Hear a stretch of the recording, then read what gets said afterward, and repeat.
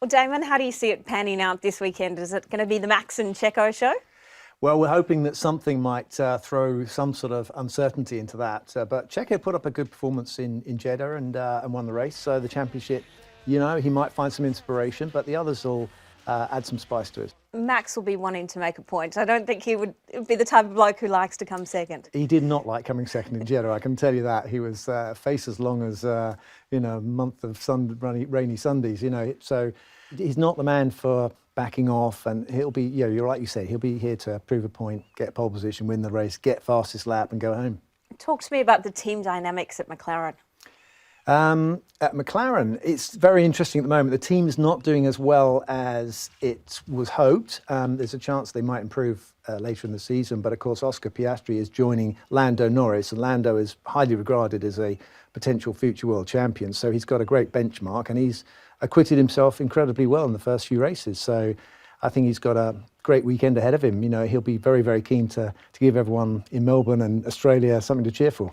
It was interesting to see what happened in Saudi Arabia with them allowing Oscar to obviously go ahead. Yeah. How would that affect things amongst the drivers? I don't think it's going to worry Lando too much about that, because there are certain situations that arise in races whereby it makes sense for them to defer one to the other, if they're racing and they've got a chance of getting points or something. But when it comes to World Championship, it all changes. But there's a long way to go yet before McLaren are going to be doing that. Is Oscar the real deal?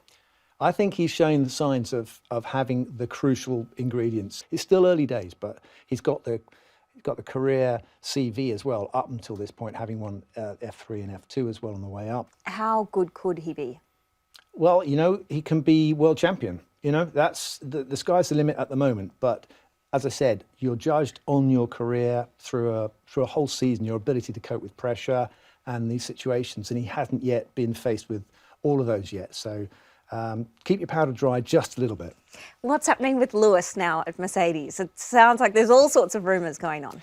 There are, and it's contract time for Lewis. And so there's been all sorts of conjecture about whether or not he's going to stay, whether he's going to retire. He wants that 8th title, and he just needs to find a place to be where he can get given that 8th title. And Mercedes at the moment admitted that they haven't got the car to do that.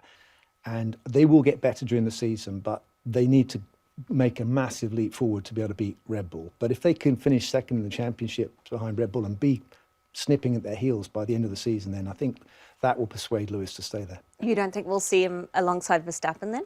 I can't see rock and hard places going together, so I think that would be explosive and it would probably detonate the entire Red Bull team. So I've been known to be wrong, but unlikely. Okay, and will we see Ricciardo back in F1? I think we'd like to see Daniel Ricciardo back in F1. I don't know what happened in the last few seasons of his career. He certainly was not good at McLaren, but drivers need the right environment. But it's possible. But there's so many young people coming through as well. So you've got Liam Lawson, who's actually in line to be the reserve driver if anything was to happen to any of the main drivers. But we'll see. Red Bull know the value of Daniel, so that's why they've got him still retained. Now, they're saying the track's going to be quicker than ever. What can we expect from the Channel 10 show?